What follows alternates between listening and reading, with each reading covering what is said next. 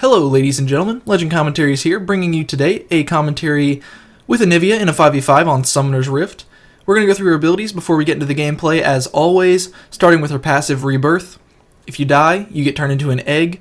It goes on cooldown, so you can't continually do it, but the egg survives for 6 seconds, then you get returned to life with the same percentage health that the egg has. Her Q, Flash Frost, you launch a projectile, and everyone that it passes through gets damaged and gets their movement speed slowed by 20% for 3 seconds. When you detonate it, then it'll hit all the enemies around it, and it'll stun the enemy that it impacts for 1 second. And then it also chills the enemy for 3 seconds. Your W, don't get it to level 8, it's not really that important until the late game when you're having team fights. Crystallize, and that is where you put up a wall centered on your pointer, and it will I just called a mouse a pointer, I'm so pro. Anyways, you make a wall, and it increases in width with the higher ranks. And then you have your E, Frostbite, where you launch a shard of ice pretty much, and if the enemy is chilled, which can happen because of your Flash Frost or your ultimate, then it'll deal double damage. Then you have your ultimate, Glacial Storm, where you activate an AoE. It will decrease the movement and attack speed of enemies inside of it by 20%, and it'll chill them, giving you the double damage effect on Frostbite. For my runes, I go for Magic Pen Reds, Health per level Yellows, Magic Resist Blues, and Movement Speed Quintessences. And for my masteries, I go straight down the utility tree, all the way to the buff duration, so 9 points there, and also getting move speed instead of mono regen because you don't really need it. And then you go down the offense tree, all the way through all of the spell pen, ability power, increased damage, all those all the way down to 21 points in offense.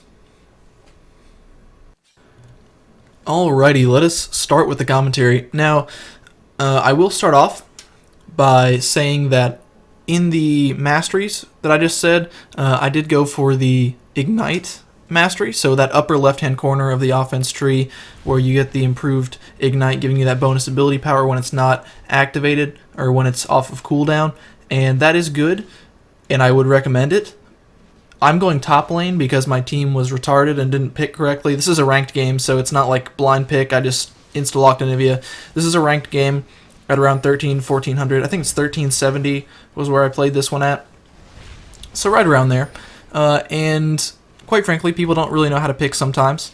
Here, catching Shaco out at his red buff, and I felt like a pro here because I just completely read that juke. I was like, all right, buddy, I know where you're going. I know where you're going, and I just completely got the right bush. Oh, man, it was great. Look at him getting caught out. But I'm running teleport this game because I was top lane, and Anivia in mid lane has a lot of mobility. You can go either top or bot lane, help with dragon, get your blue buff. In this game, I didn't get a blue buff. The only way I got it was from killing people. So it was very useful for me to have teleport, to be able to have that mobility in team fights, and to be able to help out my team in that way. Now, I will also say that getting First Blood helped me out a lot, because it's hard to farm as Anivia without a blue buff. And you kind of want to get your Catalyst by about 8 minutes. And now you can already see it's 16 minutes later. Not a lot has happened. I'm 1-0 from that First Blood, and here's the first real team fight of the game. It's 10-7, but I haven't been involved in a whole lot of that because I'm top lane, and generally top lane kind of sits up there and farms and doesn't do a whole lot. They're catching Cho'Gath with a wall, secured the kill for us. You want to constantly guide people into lanes as Anivia where you can use your wall effectively. And that is to say that people like Akali, when I saw an Akali get picked, I was like, oh my god, this is going to be amazing, because I'm going to be able to wall her into her invisibility and just pop my ultimate right on top of it. So you'll see me do that several times. You can also use it to check bushes. So there, luckily I caught her. However, I was pretty scared that it was not going to. And here, I thought she was going to get away, but that E finishes it off. Now, she wasn't chilled, but it still has damage, so you can still use it as often as you'd like. Keep in mind, though, your mana is going to run out quite quickly, and to be honest, for the terms of harassing in your lane, you don't want to use your E without a chill. And if you didn't pay attention in the beginning, your chill can be applied with your Q or your ultimate. I kind of prefer the ultimate harass just because it's a sure thing, but if I'm feeling sexy and dangerous, then sometimes I will just go ahead and launch a Q and see if I can land it. You'll see me miss a few. You'll see me land a lot. Ultimate is a lot easier to land. It's a lot more surefire. Here, failing the wall, I think. Yeah, failed a wall, but got side of the brush, so at least we knew she was there, and side of her long enough to get the auto attack in there. Something you can use to your advantage is Anivia's auto attack range is really, really long. It's a lot longer than most AD carries in the mid lane. So you can use that because, quite frankly, she has the worst auto attack NA. Like, it is the most hard thing to use in the world. Actually, Rise's is probably a bit more difficult, but Anivia's is just retarded. She, like, does a flip and then dances La Cucaracha and then does a conga line around the map, and then she comes back and finally launches her frost from her face. I don't even know where she launches it from. I think she just like spits it out of her face. But so her auto attack is really hard to use. You need to play her a lot to kind of get the hang of it, and you will though. You will though. It's like anything. You just need some practice, and it took me a lot of games to get that way. In fact, I wish I had been able to show you guys. I got a pentakill on Anivia, and that was going to be the commentary, but that was the game that was the period of time where LOL Replay was being an idiot and crashing all the time.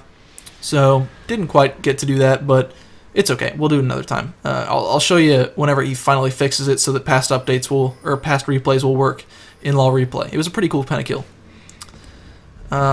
So, let's see. Let's talk about items. You want to start Rod of Ages. I don't really see a need to go anything else. I guess if you have a really mono-dependent jungler, like Skarner, who really likes to have his mono a fiddle, getting blue buff every single time he's back, or Shaco or something like that, then a Chalice or a Tear is possible. If you need a lot of durability because you're up against a very heavy AP mage kind of champion, a LeBlanc or something, then a Chalice isn't a bad decision. Neither is something like a Merc Treads, to just pick up a bit more durability, and you can do that. However, you have to realize it's going to cost you in terms of damage, and especially if you're planning on building a Rod of Ages, the earlier you get it, the earlier it's going to reach its maximum efficiency. For those of you who don't know, Rod of Ages increases its stats every minute, or on the minute mark. I don't know if it's 2 minutes or 1 minute, but over time it becomes stronger. So the earlier you get it, the earlier you're going to become a strong force in the game. It's not a cheap item, but it's not super expensive either, so you can usually pick it up by around... you want your goal to be 15 to 20 minute mark. Okay, so the sooner you can get it, the better. Obviously, I got first blood, so I was well on track for that, and I was able to do that no problem. Here, the wall failed. It's hard to wall yourself away from someone who's meleeing on you. I haven't quite gotten that down yet, but it turned out okay because I was able to just figure, okay, I'm going to bait her, and then look at the damage there with that chill, and the ultimate just completely destroying her. So you're able to use that ultimate on champions like Akali, who can stay in that zone and do permanent damage to them. Another strategy that you can talk about with Anivia that you see happening a lot is some professional players won't rank up their ultimate. They'll leave it at rank 1. And that is because the damage payoff is, it's okay. It's not that bad. They're landing that nice wall, secure the kill on Ezreal, so Anivia just an incredible force in team fights. But like I was saying, you can level up your ultimate, or you can not level up your ultimate, because the mana cost decreases by quite a bit. So you can have it active for longer and use it more for its utility, for the chilled aspect, giving reduced movement speed and attack speed, as well as applying the chilled effect to give your E double damage. So you can level that up and just, keep that at rank 1 until late game and just continually rank up your E, which is not a bad decision. I prefer to rank up the ultimate because oftentimes in mid you're going to have blue buff, and if you have the utility, increased duration, mastery, then it's not a huge deal for you to keep that blue buff up for the entire game pretty much. I mean, even though I'm top lane, you'll see that in the majority of these clips I have a blue buff. And granted, I skip around because I want to just show the highlights of the game, but, having blue buff is just magical on Anivia. And here, okay, alright, we're just going to watch this chase. I wish I had that chicken music, but it's copyrighted. Oh god. I felt so bad with that wall and the Q, and then I run by, and of course she follows me. So you can't see past it. There's a fog of war there, so I just land the Q, bait out with the E and the ultimate, and bam, auto attack and red buff. Finish it off. I felt professional there, even though I didn't even realize in the first place that I was going to get it. And I was like, wait, how did I just get that kill? Red buff what? I think I get caught here fairly soon. I have a lot of footage in this game. This game was a really good one. I really enjoyed it. and I don't know, it was ranked too, so I figured why not show it. So we've still got like 8 minutes left of footage, but Anivia, another aspect of her that's really strong, if you're finding yourself struggling within mid lane, is pushing waves. At level 6 at least. Once you get level 6, you can do it very easily. Before then, to play against Anivia, you really want to shove the lane. You want to get it up on the tower, deny her farm early, because it's very hard to last hit in the first place. It's even harder on a tower. Her attack damage is next to nothing, which is one of the reasons why in some cases I'll go for the extra minion damage as well as the extra physical damage. It helps that auto attack last hitting a lot, especially if you're going up against a champion who can push really well early. So someone like Vigar, who from level 1 is going to be using abilities on creeps, even though he's kind of a terrible opponent to go against anyways because he's going to nuke you down, but there another wall keeping keeping Akali inside of her invisibility. It was used over and over again in this gameplay because I don't know, it's such a good mechanic. I love it. And they're landing the Q on Ezreal in the Fiddle Fear. You need to keep in mind all of your allies' abilities because they are going to be what's going to help you ultimately be successful. And the more that you can kind of become cohesive with your team on Anivia, the more successful you're going to be. End of story. Landing this ultimate on people who rely on their attack speed, their movement speed, is going to be a necessity. And they're the first time. I think it's the first time my passive got procced. I'm not sure. I haven't been paying a whole lot of attention, but make sure it's up. But feel free to engage around your turret and be able to flash back and maybe bait them to flash or to use their ultimate if it's one of those on a longer cooldown, because they're not going to be able to kill you in egg form once you have your Rod of Ages.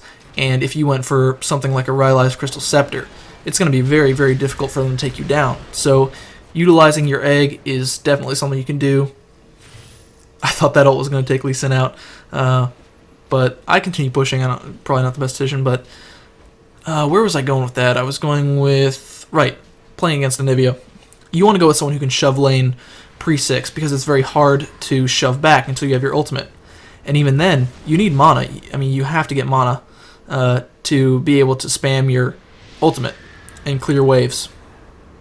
So pre-6 and even right at 6, just camp the lane. Just sit on the lane, have your jungler camping the lane, and try and just poop on Anivia as much as you can early game, especially since Anivia's movement speed is terrible. That's why I go for the movement speed quintessences and the movement speed mastery, because her movement speed is just garbage otherwise. I think she has one of the lowest movement speeds in the game at level 1. So you start with boots, you get your move speed quints, and you have your move speed masteries, and it's not that bad. I mean, I can't even tell the difference. I think it's pretty much average or maybe even a little above average, it feels like. So I would say that's the only route to go. If you want, you can get the mana regen if you're having trouble with that. As far as runes and stuff, I don't really see any other way to go. You could go for ability power quints if you don't want move speed, once again.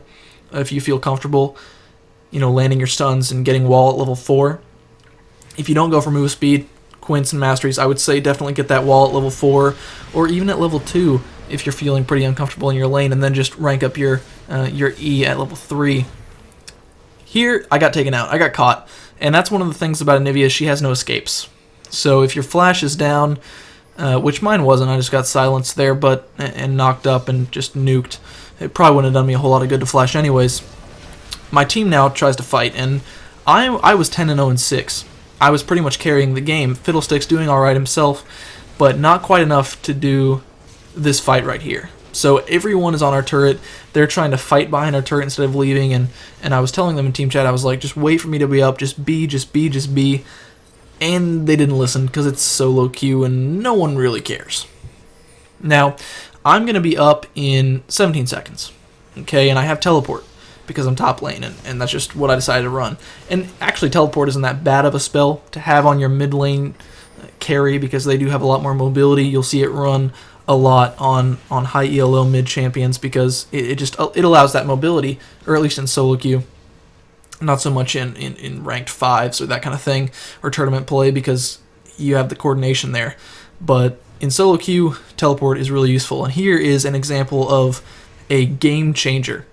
So you can see we're behind by about 400 gold, and we only have 2 kill lead. So the game is it's pretty much in their hands right now. I mean, they have the ability to go and do Baron and that kind of thing.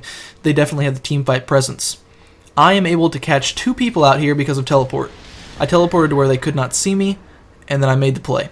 Picked up the buffs, and right after dying, get a double kill, and we are able to secure Baron. This is pretty much the turning point in the game where we knew we were going to win, or where we had it in our ability to win, where we were actually the ones in control of the game.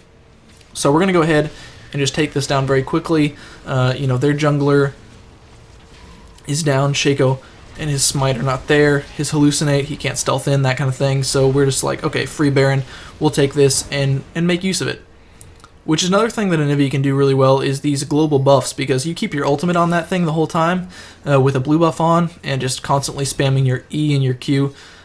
It is ridiculous how much damage you can do to these buffs, and you can really solo the Golem buff once you have, or the blue buff, once you have your Rod of Ages. And I can kind of go on with more items as well if you guys are wondering about that, because I think this is the last team fight of the game, and then I'm going to let you guys go, and hopefully that you can play some Anivia yourself and find yourself doing well. From Rod of Ages, go for a Rabadon's. Then if you need defense, go Zhonya's. If you need offense, go Void Staff. And then get something like an Abyssal for a little bit of defense endgame. You can also go Warmogs. I've seen Warmogs and Anivia work incredibly well. Just get it after your Rabadons and Void Staff so that you have damage. So that you have some real sustainable damage. And that's really the only build for Anivia you can feasibly do well with.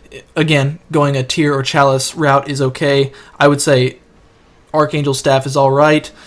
Athene's Unholy Grail, not alright. Don't get that. Just sell your Chalice later on for an Abyssal Scepter. It's much more useful. So I hope you guys enjoyed this game. It was quite a long commentary. Haven't talked for this long in a while, so definitely enjoyed sitting down with you guys and discussing some Anivia. And I hope you guys go out, give her a try, and enjoy. This has been Legend Commentaries with another Champion Commentary, and I hope to see you guys next time. Make sure you hit the like and subscribe button if you haven't already, and check out the related videos in the outro coming up in 3, 2, 1, goodbye.